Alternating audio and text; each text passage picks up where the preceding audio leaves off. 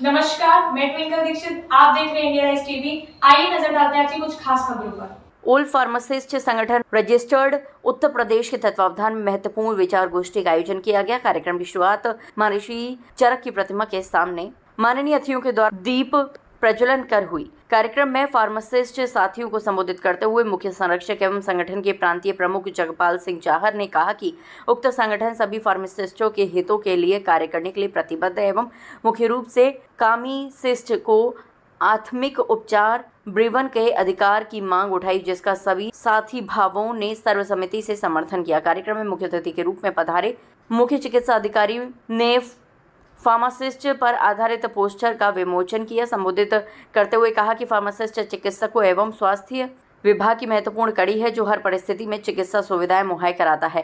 कार्यक्रम की अध्यक्षता टी.एन. त्यागी और संचालन रजनीश गौतम वशजवीर सिंह ने संयुक्त रूप से किया। कार्यक्रम में मुख्य रूप से अपर मुख्य चिकित्सा अधिकारी doctor Seemit Rawat, doctor Jitendra Lavania, nodal अधिकारी गजेंद्र सिंह चौहान, आर.वी. बघेल, विनोद चौधरी, हरिको कुकडेल, डी.बी. कुलश्रेष्ठ, श्याम सुंदर चौधरी, गजेंद्र पाराशर, अजमशन, धर्मेंद्र चाहर, मुनींद्र बघेल, चेतन गौतम, विवेक मिश्रा, अनिल मामले आदि अन्य लोग उपस्थित रहे। आगरा से सनी सालार की रिपोर्ट। आज जो विचार गोष्ठी आयोजित की गई है वो नया संगठन ऑल फार्मासिस्ट संगठन बनाया गया है और ये आगरा में ही इसकी आधारशिला रखी गई है। ऐसा नहीं कि उत्तर प्रदेश के लखनऊ से इसका बना हो।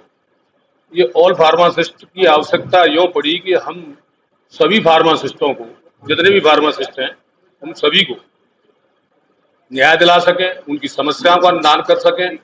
कोई सरकारी समस्या अगर आ रही है तो उसका निदान कर सकें। सरकार अगर किसी तरह से कोई परेशानी पैदा कर रही है तो उसका विरोध करके सही रास्ते पर ला सकें।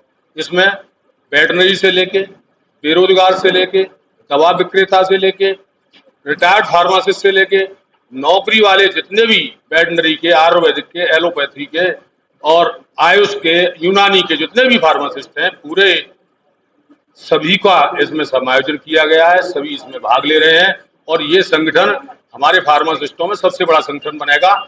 आज इसकी आधारशिला जगपाल भाई ने रखी है। मैं उन्हें बहुत बहुत धन्यवाद और बधाई देता हूं। सभी फार्मासिस्ट, मैं BDPRA का अध्यक्ष रहा अब तक और इस समय हूं। मैं तन मन से इनके साथ रहा। इन्होंने जहां भी सहायता मांगी है और जब तक मैं रहूंगा जिंदा तब तक इस संगठन का सहयोग करता रहूंगा। सभी से अनुरोध करूंगा कि इसका सहयोग करें जिससे कि फार्मासिस्टों की समस्या कोई नहीं उत्पन्न हो सके। जितने भी अपने यहाँ लोकल जो राजनीति चल रही है, जितने भी संगठन है, अपने अपने संगठन को बढ़ाने के लिए या टूट के मेरा कहीं पद नहीं चला जाए, इस वजह से कुछ लोग उसमें भ्रमित करते रहते हैं लोगों को। तो मैं उनसे भी अनुरोध करूंगा, सभी से, फार्मासिस्टों से, कि कोई किसी को कुछ भी नहीं कर सकता। न तो कोई किसी का ट्रांसफर करा सकता है, न कोई किसी की दुकान बंद करा सकता है, न कोई रजिस्ट्रेशन करवा सकता है। रजिस्ट्रेशन और उसके जितने भी कार्य हैं हमारा संगठन पूर्ण रूप से करा रहा है। और आज तक जितनी समस्या CMO साहब के यहाँ रही, हमने चाहे ट्रेनिंग से लेकर रही हो, CMO साहब ने ट्रेनिंग पहले हमारे SN मेडिकल कॉलेज, जिला अस्पताल और डेली इलाज में हुआ करती थी। लेकिन जब फार्मासिस्टों की संख्या बढ़ी और जब नए फार्मासिस्ट आए, उनका शोषण हमने होता देखा, तो CMO साहब से मिले और पूरी CSC PSC पे हमने ट्रेनिंग की व्यवस्था करवाई, जिससे फार्मासिस्टों का सुचारू ढंग से ट्रेनिंग हो रही है और आगे भी इसी तरह से हम उनकी समस्याओं का निदान करते रहेंगे और संगठन भी इसी तरह से बढ़ेगा आगे। जगपाल भाई से मेरा अनुरोध है कि इसी तरह से लगे रहें। इन्होंने कई कार्य किए, पेंशन के बारे में भी इन्होंने पद यात्रा निकाली, लोगों ने सहयोग किया, कुछ ने रोकने की भी कोशिश की। उसके बाद में पोस्टमार्टम को कहां से कहां बना दिया, जहां लोगों को भटकना पड़ता था कॉपी लेने के लिए, आज एक नियत स्थान है, आप वहां जाइए, ऑफिस से जाएं और कॉपी ले लें। आज उसमें लगे हुए हैं जो झोला छाप डॉक्टरों के प्रति कार्रवाई होती है, जो सर्वेयर का काम होता है, उसमें फार्मासिस्ट को पहली बार लगाया गया। एक बाबू जो कुछ नहीं जानता दवाइयों के बारे में, अगर वो उनके साथ में कार्य करता है तो सबको मंजूर है।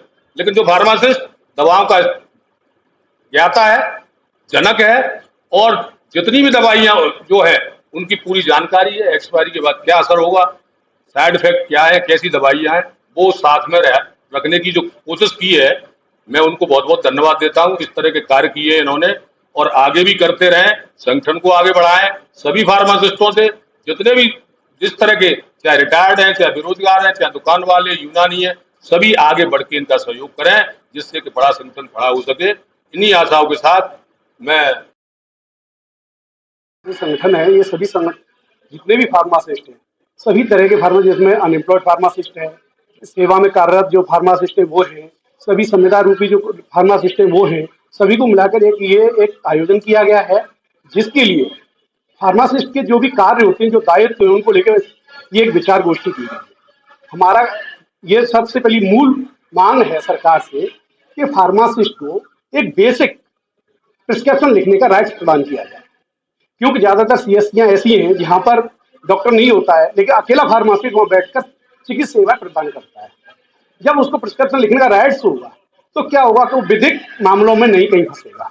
यदि फार्मासिस्ट को प्राथमिक उपचार लिखने का यदि राइट्स मिल जाता है तो निश्चित ही है सरकार के जितने भी संसाधन हैं उन पर वजन कम होगा, और जहां पे जनमानस तक माननीय सरकार की जो नीतियां हैं, स्वास्थ्य नीतियां हैं, वो सब मूल जन जन तक पहुंचाई जा सके। इसलिए हमने यहाँ पे कार्यक्रम किया है जो ऑल फार्मासिस्ट रजिस्टर्ड संगठन के तत्वाधान में हो रहा है, और मैं आशा करता हूं कि निश्चित ही हम अपनी मांग को माननीय सरकार तक पहुंचाने का कार्य करेंगे। देखिए, आज विशेष रूप से ये संगठन का इन लोगों के कार्य में, जिसमें फार्मासिस्ट लोग आज जो उनके कार्य हैं उनके बारे में लोगों को जागरूक करना, चिकित्सा व्यवसाय से अच्छी तरह से जुड़ना और बेहतर के लिए काम करना, इसके लिए इन लोग द्वारा ये आयोजन किया गया है। इसके लिए सबको बहुत बहुत शुभकामनाएं, और मैं उम्मीद करता हूं कि अपने विभाग से जुड़े हुए जितने भी फार्मासिस्ट आज यहाँ पे हैं, ये हमारे जो क्रांति सेवा है उसमें अच्छे से अच्छा कार्य करेंगे, लोगों को सुविधाएं देंगे, उनकी स्वास्थ्य की सहायता करेंगे, और